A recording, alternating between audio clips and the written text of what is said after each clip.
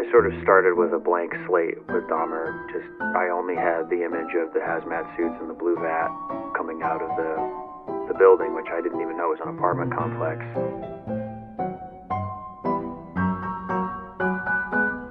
Dahmer is interesting in that he is almost regretful and has guilt and sort of confusion about what went on. He doesn't really have the charming, mischievous smile. He's docile, sort of aloof, and almost disassociated from what he did.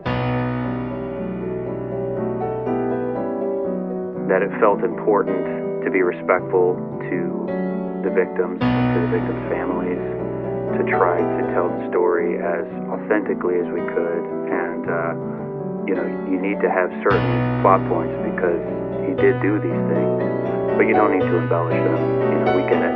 We don't need to see it over and over again.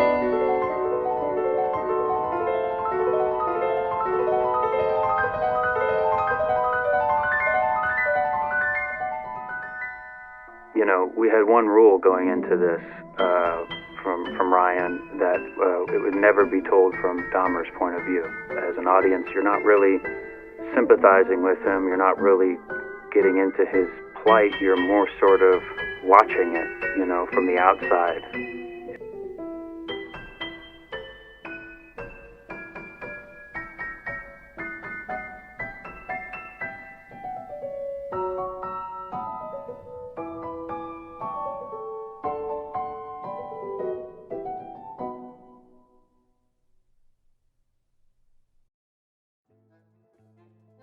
Mira, tengo un problema. Bueno, tengo muchos, pero uno de los que me molesta más últimamente viene directa y exclusivamente por este puto programa. Y no lo digo con sarcasmo o en broma, no, lo digo totalmente en serio. Dahmer de 2022 es una de las series que más me han hecho cuestionarme toda mi posición como espectador y como creador de contenido a la vez. No porque sea extremadamente compleja como una serie en su propio vacío, sino por todo el contexto y reacción que ha recibido. Y porque a pesar de haberla visto 3 veces ya y tener más de 10 páginas llenas de notas mías y texto, creo que no la entiendo. Quiero empezar dejando en claro una cosa. Creo que Dahmer es una de las mejores series que salieron en 2022. Las actuaciones son más que buenas. La dirección y la fotografía, además de una gran calidad, mantienen siempre un muy consistente lenguaje visual. Y aunque a nivel de tono también se mantiene más o menos consistente, creo en las perspectivas, y vaya, a falta de una mejor palabra, la esencia de esta misma serie, que es donde falla.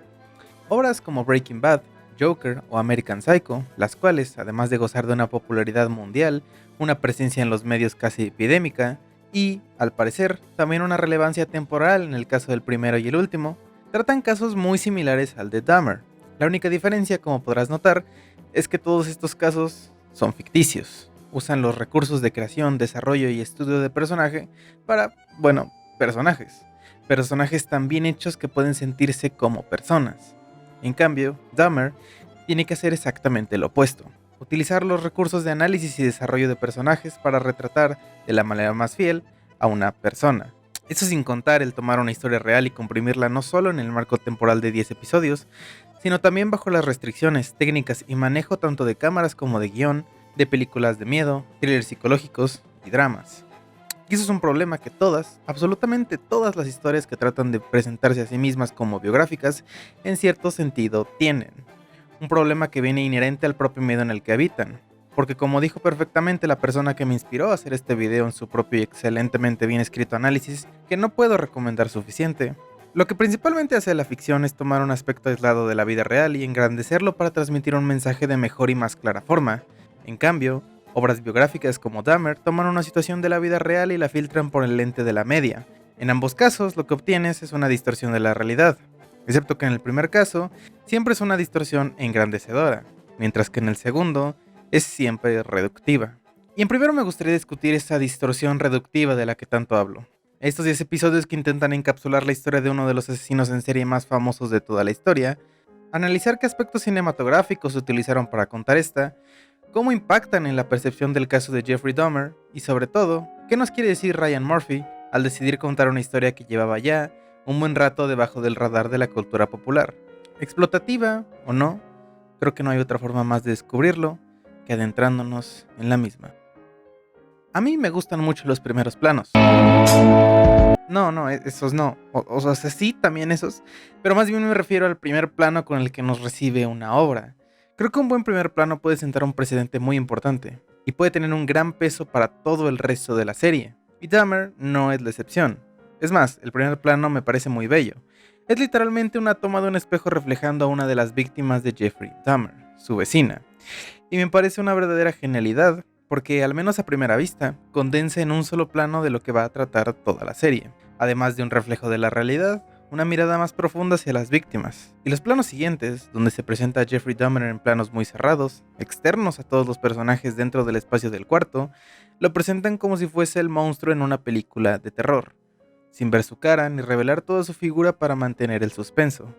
Ahí, al menos en mi mente, claro, creo que van a aprovechar la figura de Jeffrey Dahmer para contar la historia de las víctimas, presentando a Dahmer tal vez no como un completo diablo, pero al menos sí un antagonista. Algo como lo que pasa en Zodiac, una película que a primera vista no parece tener mucho que ver con Dahmer, pero creo que David Fincher con esta película nos dice mucho de cómo adaptar un suceso como este en la ficción sin llegar a ser del todo explotativos. Zodiac, una película que habla sobre el asesino del Zodiaco, un güey que mató mucha gente y nunca lo atraparon ni supieron quién era, hace ese misticismo sobre su persona el tema principal de la película, haciendo que el asesino del Zodiaco sea el personaje que mueve a todos los demás a actuar, definitivamente sirviendo como pieza central en toda la historia, pero sin tener realmente nunca el rol del protagonista.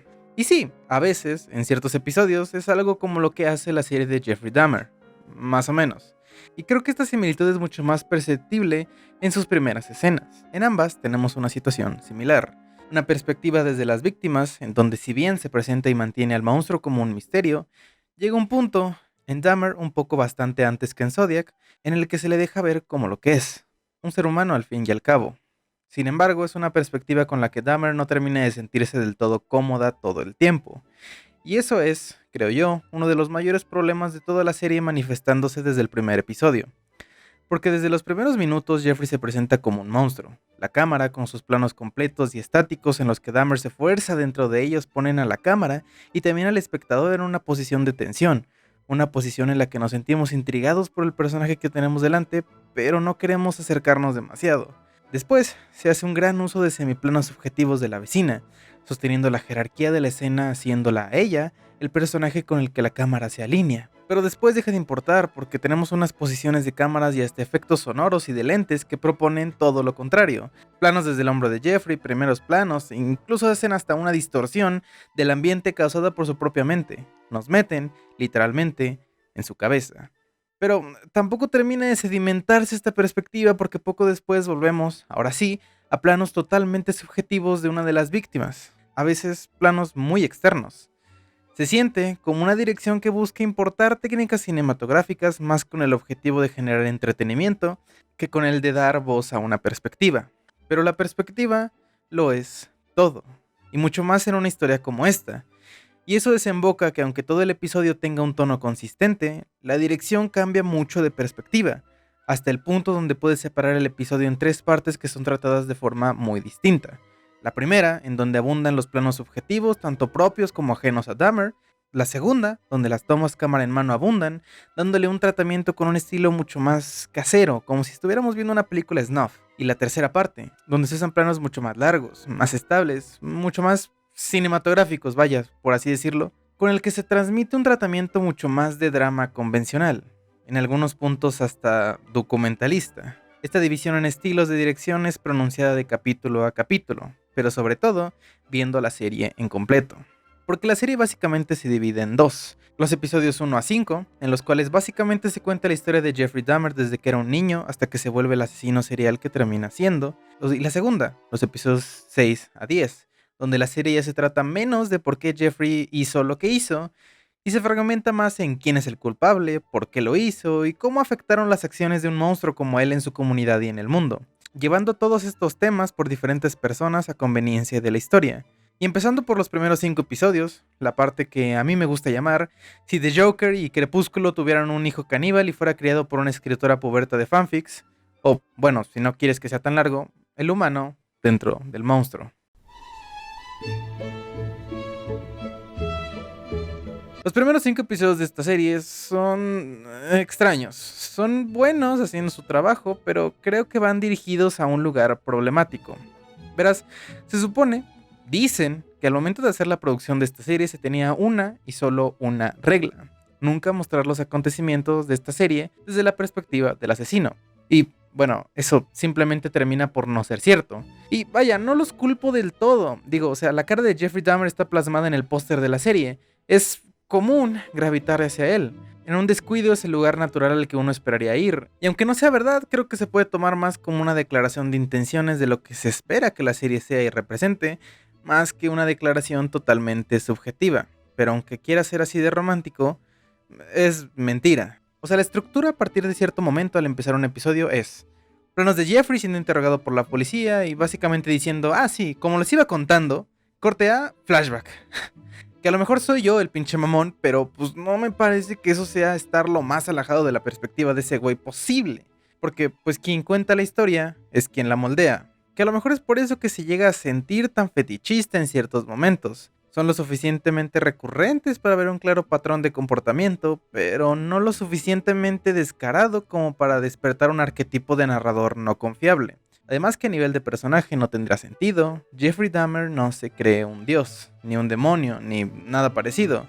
O sea, sabe que lo que hizo no está bien, pero porque se lo dijeron ya cuando estaba tras las rejas. No tiene vergüenza en lo que hizo porque para él es contar como si hubiera ido a pasear al perro.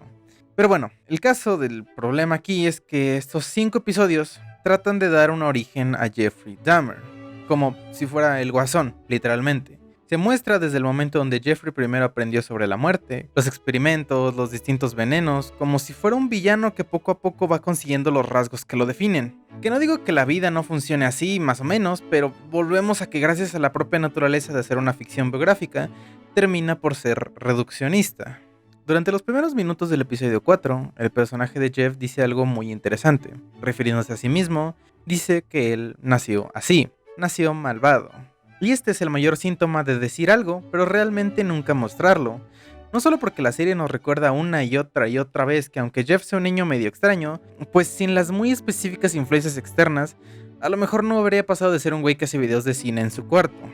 Y esa bien puede ser la interpretación del mismo Dahmer, lo que a mí me hace preguntarme algo nuevo: ¿cuál es el papel de la audiencia en todo esto? Es decir, ¿hacia quién podemos gravitar? Podríamos pensar que sería hacia el padre de Jeffrey o hacia los policías que lo interrogan, que naturalmente se hacen las mismas preguntas y tienen la misma curiosidad que nosotros, pero no, porque el tiempo que pasamos con ambos es mínimo comparado con el que cuenta la historia. Se puede tratar perfectamente como un ejercicio de moral del espectador, al estilo Breaking Bad, por ejemplo. Pero a diferencia de Breaking Bad, con Jeffrey Dahmer no tenemos un punto de partida cotidiano. Al menos la mayoría de nosotros, creo, no podemos identificarnos con casi nada de lo que Jeffrey Dahmer vive o piensa. Y es ahí donde el querer inyectar un rol protagónico en una serie de entre comillas biográfica, termina por hacerlo un mártir casi. Porque el primer y segundo asesinato de Jeffrey Dahmer se trata de formas bastante poco gloríficas. Los planos no son nada estilizados, todo se siente caótico y casi accidental en ambos casos. Es en estos 2 primeros asesinatos donde se nota la tendencia neutral de la serie, la de querer simplemente explicar. Pero choca en el mismo episodio al ver esto. El plano, la luz, el color, la música, todo en esta escena se trata como si fuera un ritual, algo ceremonioso, y por ende, romántico. Ya para el 5º episodio de la serie, el cual vuelve al mismo formato de flashback que había mencionado antes, ya hay momentos tan romantizados que a este punto podrías bien encontrarlos en Pornhub.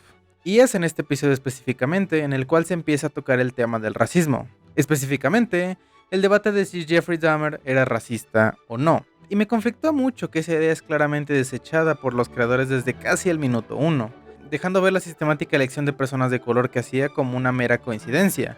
El mismo personaje de Jeff dice repetidas veces que él no es racista. Y no estoy afirmando yo que Jeffrey Dahmer sea o no racista.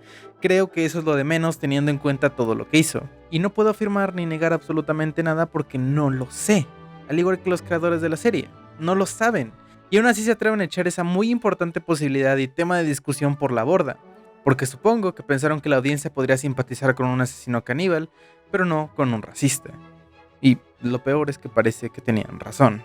Es en este episodio donde empieza la segunda mitad de la serie, donde Jeffrey Dahmer se le empieza a tratar menos como un individuo y más como un resultado de varias instituciones ineficientes juntas. empezando ya a mostrar distintas perspectivas en esta situación, como la del padre, una de las víctimas y la abuela de Jeff, que claro, Jeff siendo un ser humano con motivos personales y Jeff siendo el resultado de un contexto político y social que sistemáticamente dejaba vulnerable a cierto sector de su propia sociedad, son ideas más o menos contrarias, no significa que no sean compatibles. Al contrario, creo que ambas ideas son bastante verdad. Sin embargo, es en este episodio donde idealmente Jeffrey Dahmer empezaría a tomar un asiento trasero en su propia historia y nos centraríamos más en lo que representa para su comunidad que exista y haya preservado una persona así a lo largo de tantos años. Y es con eso que llegamos al episodio 6, Silenciado. Muy simple el mensaje que este episodio trata de comunicar en casi una hora, porque ver la historia de Tony Hughes, un niño sordo que nació en una familia numerosa de clase media baja, y nos dejan ver en una mirada lenta y pausada los sueños, dificultades, familia, amigos y vida de una persona que para el momento donde nos recuerdan quién es el protagonista de la serie, sí o sí se nos escapa un sentimiento de vacío. ¿Cuánto vale la vida de una persona? Esa es una pregunta que la serie a ti mismo te deja después de terminar el episodio. Después de ver la historia de vida de una persona ser recortada por un agente externo que dejó no solo al mundo de una vida sin contar, sino a toda una familia con un agujero que nunca podrán llenar. Y eso es lo que debería de haber sido desde el principio. Esto es tenerle respeto a las víctimas. Esto es honrar a las víctimas y su sufrimiento porque nos hacen sentirlo a su lado. O al menos lo sería, porque volvemos al mayor problema de la serie. La romantizada vida de Jeffrey Dahmer. Y ahora sí ya de la forma más literal posible, porque el episodio durante una parte se volvió una literal película romántica. Según a Jeffrey Dahmer, la relación con Tony Hughes le sirvió como una medicina para sus sentimientos homicidas. Porque ya seas un asesino, un deudor de Coppel o tu papá así alcohólico y abusador, lo único que nos puede hacer cambiar es el amor. Que si así hubiera pasado, pues bueno, sabes, ya ni modo. Pero además de que es una parte que básicamente se sacaron del chusto, porque vaya, no existe evidencia histórica de que esto realmente haya pasado. Además que durante el tiempo que estos dos se conocieron, Dahmer para nada paró sus asesinatos. Es más, puede que hasta los haya hecho peor. El caso, que al final Jeffrey Dahmer termina asesinando acá a mi compañero, porque pues, no sé. Y la última escena del episodio podemos ver lo que bien podría ser el primer acto de canibalismo de Jeff. Una escena que, sí, si bien es buena, avanza a Jeff como personaje, termina por mandar a la verga al personaje de Tony Hughes, recordándonos muy bien que la serie no se trata de él. Y ya la segunda mitad de la serie se recarga muchísimo más en todos los aspectos políticos y sociales que la serie trata de transmitir. Ya volviendo más al punto donde Jeff está en la cárcel y son los personajes secundarios los que nos llevan de la mano a ver cómo termina la historia, porque si hay algo que sí entiendo, es que creo que necesitamos ver bien las acciones de Jeffrey Dahmer para entender bien las consecuencias, el revuelo mediático y el odio e impacto de las personas que lo rodeaban. Solo no estoy seguro si es que fue la forma correcta de mostrar dichos acontecimientos. Un 22 de julio del año de 1991, Jeffrey Dahmer fue capturado en su departamento después de que una potencial víctima, la cual después sería identificado como el joven Tracy Edwards, escapara de su departamento y lo denunciara a la policía, siendo detenido esa misma noche. Este acontecimiento disparó una oleada de conflictos sociopolíticos en Milwaukee y posteriormente en toda la nación estadounidense. La indignación no solo de la mera existencia y perpetuación de alguien como Jeffrey Dahmer, sino que la incompetencia de las fuerzas policíacas y la negligencia y situación vulnerable en la que dejaban al demográfico que más explotaba. Lo que acabo de contar, a grosso modo claro y muy resumido, es paralelo a lo que pasa en la serie. A partir del episodio 7, en el cual podemos ver casi todos los acontecimientos del episodio 1, ahora desde la perspectiva de Glenda, la vecina de Dahmer. Desde cosas que pasaron antes de este asesinato, como el martirio que suponía tener que vivir al lado de un monstruo como él. Es entre revelador y un poco desconcertante después de ver 5 episodios seguidos en donde se intentaba comprender a una persona así, pero en el proceso de comprenderlo terminamos justificándolo, cosificándolo, sexualizándolo y romantizando sus acciones y persona. Aún así, estos últimos 5 episodios son los más disfrutables, al menos para mí. Digo, siguen con la misma fotografía y dirección preciosa que llevan cargando desde el episodio 1. El episodio 8 de la serie es uno que se centra específicamente en el padre de Jeffrey Dahmer, centrándose mucho en los problemas psicológicos del padre y qué influencia pueden haber tenido en él sobre la persona que terminó siendo su hijo.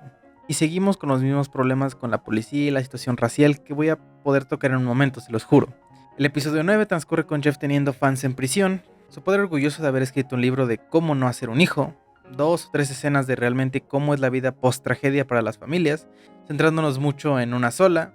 Y en el episodio número 10, Jeff se bautiza al mismo tiempo que otro asesino serial muy famoso es mandado a sentencia de muerte.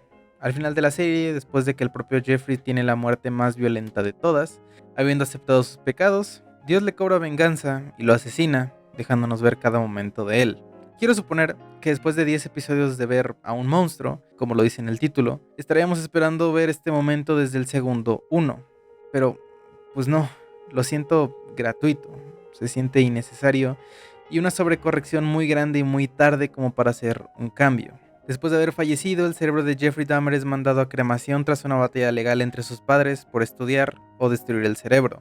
El juez, mientras vemos el cerebro siendo llevado al horno, dice que no vale la pena intentar entender a alguien como Jeffrey Dahmer, que no hay un porqué de sus acciones, y, para entenderlo, tendríamos que convertirnos en él. El hacer el intento es querer mirar al diablo a los ojos y convencerlos de que nos muestre los más oscuros rincones de la psicología humana, solo para después tener que admitirnos a nosotros mismos que no le entendimos. Pero a ver, espera.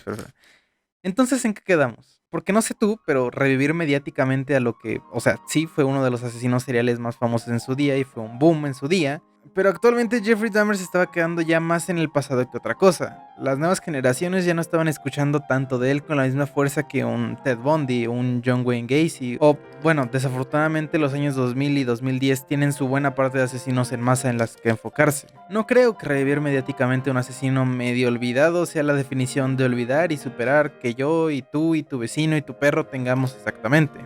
Digo, pasamos 5 episodios siguiendo a Jeffrey Dahmer contar su historia desde su punto de vista, tratando, al menos desde un punto de dirección, de entenderlo. Eso, o nada más verle la jeta por 5 horas seguidas, se les hizo muy divertido. Verlo conseguir todos sus poderes como si de un supervillano se tratase. Solo le faltó crearse el supertraje y ya tienes al nuevo villano de Batman. Hasta se parece al nuevo Acertijo y todo, el hijo de la verga. Y qué obsesión, Dios mío, por tratar a Jeff como un pequeño engranaje en un sistema social perpetrado por el propio gobierno para después tratarlo como un caso aislado. ¿Lo es? ¿No lo es? Yo no sabría decirte con toda certeza, pues no soy un sociólogo ni intento serlo porque a mí me gusta ladrarle un micrófono por mucho rato.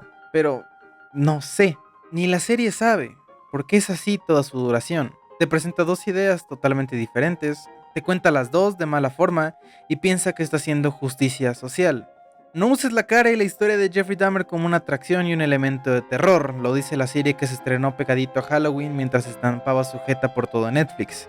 Jeffrey Dahmer es un monstruo, y así lo dice el título y el lenguaje visual en muchas de las escenas, pero también es una pobre alma malentendida que si tan solo le hubiéramos dado amor hubiera estado todo bien.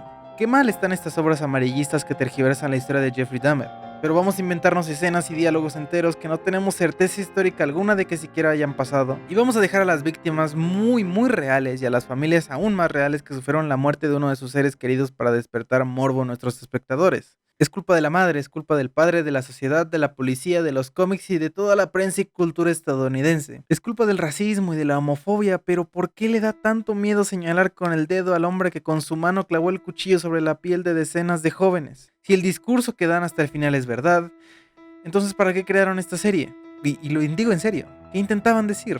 ¿Para quién es?